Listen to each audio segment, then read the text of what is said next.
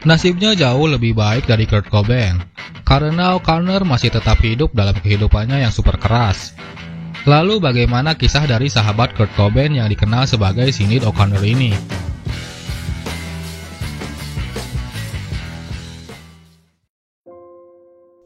Karir musik Sinéad O'Connor dimulai saat dia berusia 15 tahun. Talentanya ditemukan oleh Paul Byrne yang merupakan drummer dari band Intuanua.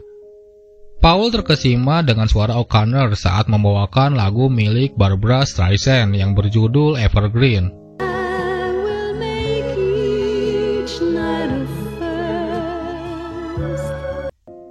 Meski masih terlalu muda, pada akhirnya O'Connor bergabung dengan band tersebut dan merekam single yang berjudul Take My Hand.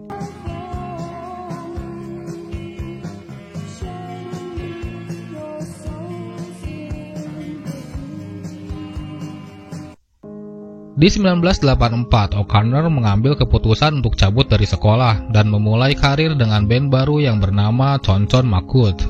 Bersama Tonton Macoute, O'Connor berhasil menjadi penampil yang sangat mencolok dan menjadikan dirinya mendapatkan kontrak rekaman bersama Ensign Records.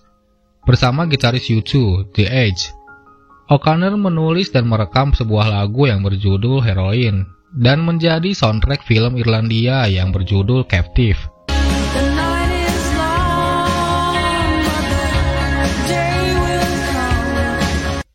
Lalu debut album perdana O'Connor dirilis pada tahun 1987 dengan judul The Lion and the Cobra.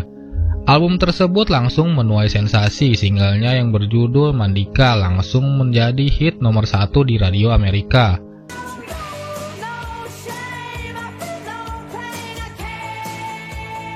O'Connor juga menyebutkan jika The Pretenders, Bob Dylan, David Bowie, Bob Marley, dan Susie and the Banshees telah memberikannya inspirasi dalam bermusik.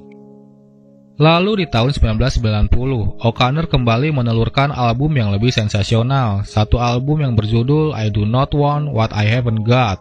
Single jagoan pada album ini berjudul Nothing Compares to You, satu lagu ciptaan Prince yang membuat nama O'Connor menjadi jauh lebih tenar lagi. Bahkan di YouTube, Nothing Compares hingga saat ini telah diputar sebanyak 352 juta kali dan di cover oleh banyak musisi dunia. Salah satunya adalah mendiang Chris Cornell.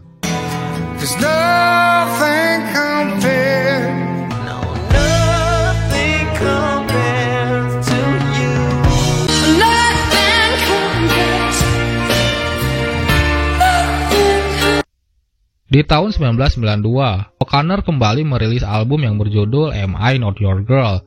Sebuah album yang seluruh materi albumnya berisi cover lagu jazz yang memberikan O'Connor inspirasi untuk menjadi musisi.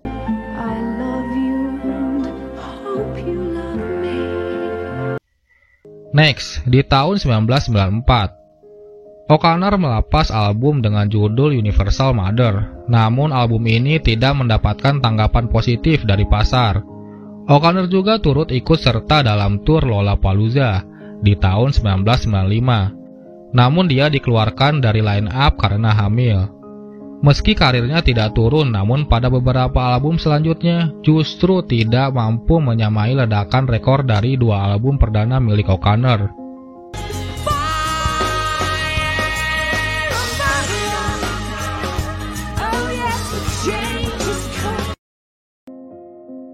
Sepanjang hidupnya, O'Connor telah banyak melewati hal yang begitu berat.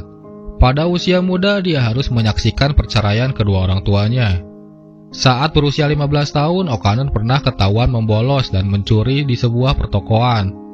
Hal ini memaksa dia untuk direhabilitasi di sebuah Asylum Magdalene, sebuah pusat pelatihan yang dijalankan oleh Ordo of Our Lady Charity. Dan saat usianya baru memasuki 19 tahun, O'Connor harus menerima pil pahit jika ibunya meninggal dunia dalam sebuah kecelakaan. Sepanjang hidupnya, O'Connor telah melewati 4 kali pernikahan. Dia juga memiliki 4 orang anak. Sayangnya, di tahun 1991, O'Connor yang sedang mengandung lantas melakukan aborsi. Karena merasa hubungan dengan suami pertamanya yang bernama John Reno tidak berjalan sesuai dengan harapan. Pengalamannya ini dia tulis di lagu My Special Child.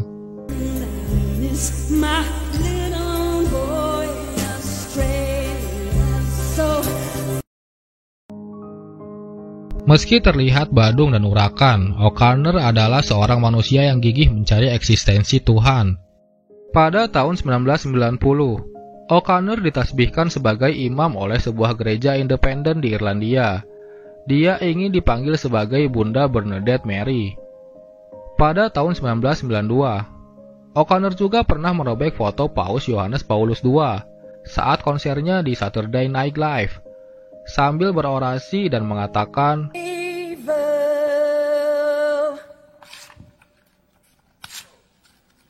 "Fight the real enemy."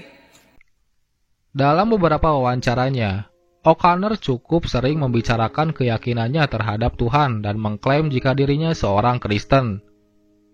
O'Connor juga telah mempelajari banyak agama. Setelah mempelajari Islam dan membaca surat Al-Baqarah, di Oktober 2018 O'Connor memutuskan untuk menjadi Islam. Asyhadu an la ilaha illallah wa asyhadu anna Muhammadan abduhu wa rasuluh. Dia menjelaskan berdasarkan Al-Quran, setiap manusia terlahir sebagai Muslim. Bagaimanapun pemikirannya, mereka adalah Muslim. Jadi itulah yang terjadi padaku selama ini. Meski nama panggungnya tetap digunakan hingga hari ini, Sinead O'Connor memutuskan untuk mengganti nama dengan nama Islam, yaitu Syuhada Sodaqot.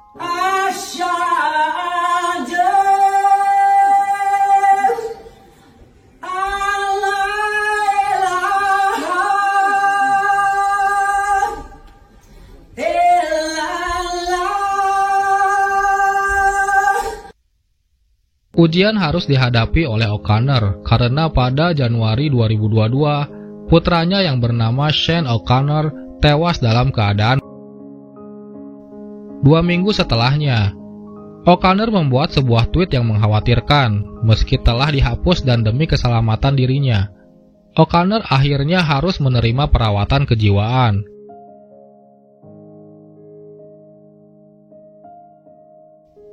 Hal ini memaksa manajemen O'Connor untuk membatalkan seluruh rangkaian konser dan album terbaru yang sedang dirilisnya.